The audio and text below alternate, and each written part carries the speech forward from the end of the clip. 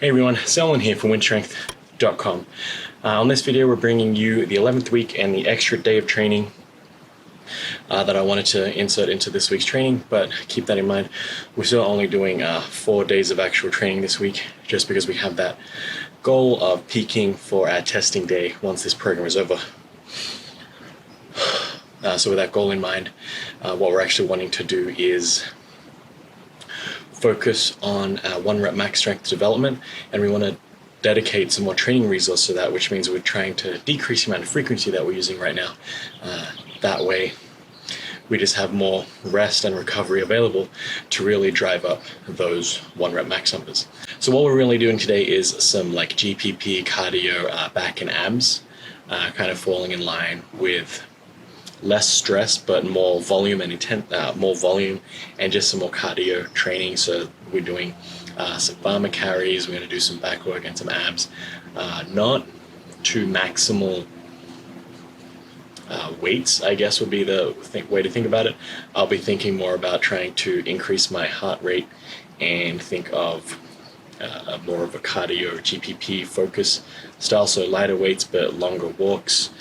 Probably go up and down twice rather than the up and down once that I normally do. So we're going to play around with some of that, maybe introduce some supersets today as well, kind of playing it on the fly today, just because we'll just have some fun. The sun's shining, so I figured how else can we get some more workout outside, that way we can enjoy the sunshine today.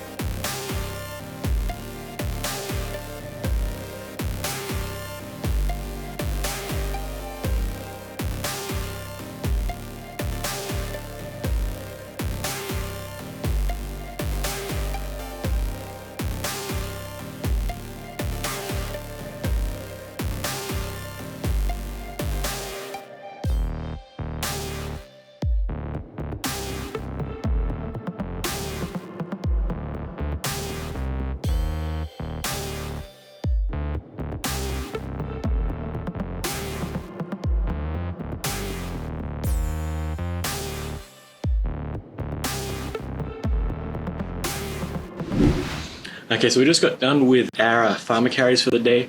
Just a couple of rounds. Today, because we are trying to mitigate that stress factor of lifting heavy weights, I focused on trying to keep up speed. So today's goal was obviously slightly add some more weight than I'm used to. So we just went up slightly from 95 pounds a hand to 115 pounds a hand. Nothing crazy, but the point of it was to do a couple more rounds than usual and to try and walk as quickly as possible uphill. I didn't want to go quickly downhill just because that seems like a bad idea. But what I did going downhill was take it nice and slow, make sure that my footing was right, and really make that more of a stabilizing grip exercise rather than a speed exercise. So then when I drop the weight and turn around and come back uphill, what we want to focus on is really getting those really fast steps and really moving as quickly as possible, almost trying to go for a run almost. That way we're able to train both that grip aspect of it, and then on the way up we're able to balance it out with some speed. And there are a couple of other ways you can attack a farmer's carry. You can go for weight, so have a set distance, say 50 yards, 50 meters, even 25 meters, and then go as heavy as you can, no matter how many drops you take to get there. So we're wanting to kind of do max effort as heavy as possible for a set distance. The other one would be to load it as maybe 50% of that and try and go for speed. So keep going as fast as you can, and then keep adding weight until the time starts to slow down, and once that time slows down, back it off a little and go for weight that way. The other one is to keep the weights light and go for distance. So instead of going for 50 meters, just see how far you can go with the same weight. So there's a couple of different strategies for attacking your farmer's carry. I think all of them play an important role, just because they affect different attributes of the farmer's carry, whether that be speed, weight, grip strength, stability, endurance. All of those things kind of play a factor depending on what the competition is going to throw in, as well as everyday life. What do you need to carry? You're going to do that one trip to the groceries, or do you have to carry something really far on that camping trip to wherever you need to get to? So just a couple of things to keep in mind when you do think about training for the farmer's carry and including that into your training program. Next up, we're going to superset some chest supported rows just on the incline bench that I have, and then we're going to superset that with some decline sit-ups. Nothing crazy, just really simple workout today. And we'll probably wrap up with some arm workout and maybe a bit more abs.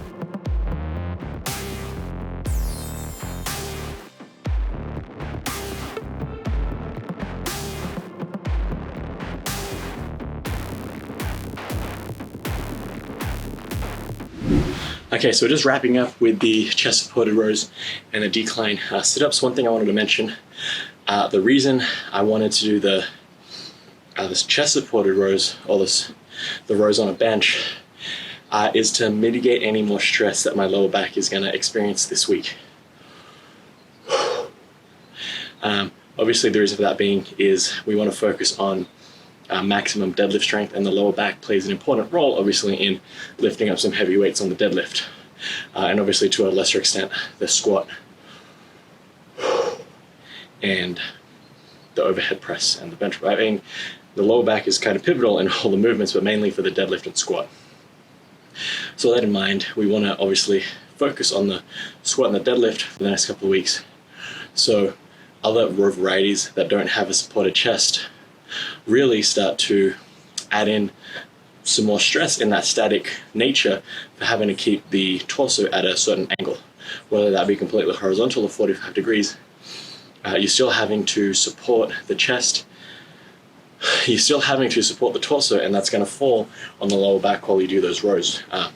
Even if you do them light or heavy, you're going to have issues with your lower back potentially getting in the way of training for the deadlift and the squat. Obviously, so for me personally, I just did deadlifts yesterday. We hit that new PR, so my lower back is a little, ever so slightly, just a little tender, just because we worked it out yesterday, and we're going back to back with some lower back workout I'm not a big fan of, just because tomorrow I'm going to be doing some deficit deadlifts where, again, the lower back's going to come into play.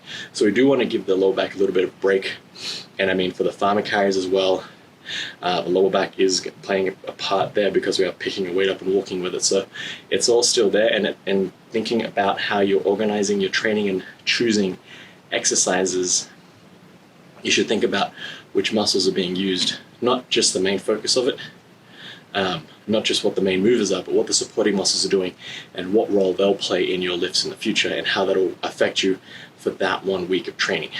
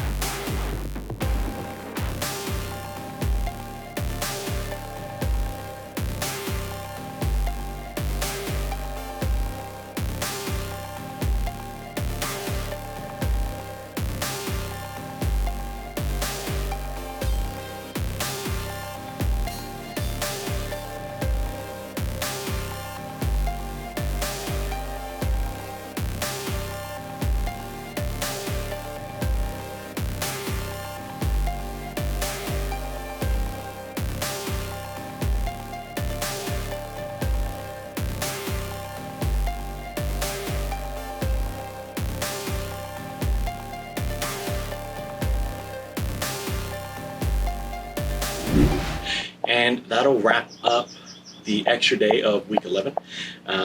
We just wrapped up with a couple of arm movements, so some overhead tricep presses with the SS Yoke barbell.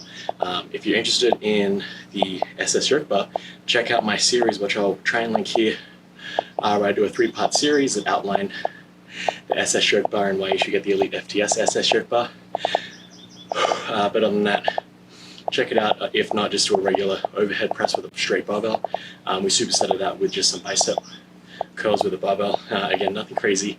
Again, today's workout isn't anything insane or intense or anything like that. We're really just trying to keep the blood flowing and really focus on some of those muscles that kind of get neglected during the week and work on some GPP conditioning today. The workout did only take like an hour and 15 minutes, so nothing crazy, but we'll only have 2 to 3 more weeks, at which point we'll be testing it and finding out what our new strength maxes are for the big 4, and I'll probably throw in a couple of other testing lifts there just to see where we're at. And with that in mind, again, like most programs and like most phases of training, we can't do everything all the time. So we are peaking, we are working towards that maximum display of strength. So with that comes a decrease in the other stuff that we could be working on, such as hypertrophy, conditioning, weight loss, anything like that. Really, that's getting pushed to the wayside for the most part right now, and we're really just focusing on driving up those 1 rep maxes. So today, relatively quick, nothing insane, just some GPP, back and arms, a couple of the movements that are somewhat neglected during the course of the week when we focus on some 1 rep maxes, but we're trying to do the minimum possible amount of work so that they don't degrade too much, but we're really not trying to advance them by a lot. We're just trying to get the blood pumping, make sure we stay mobile, and keep that conditioning in check. So we'll just have one more day for week 11, and that'll wrap it up. Again, nice short week, some nice short workouts, paired with some really long ones for the main movements of the program. So that'll wrap it up today. Thanks for watching. This has been Selman from WynnStrength, and remember, a better life through strength.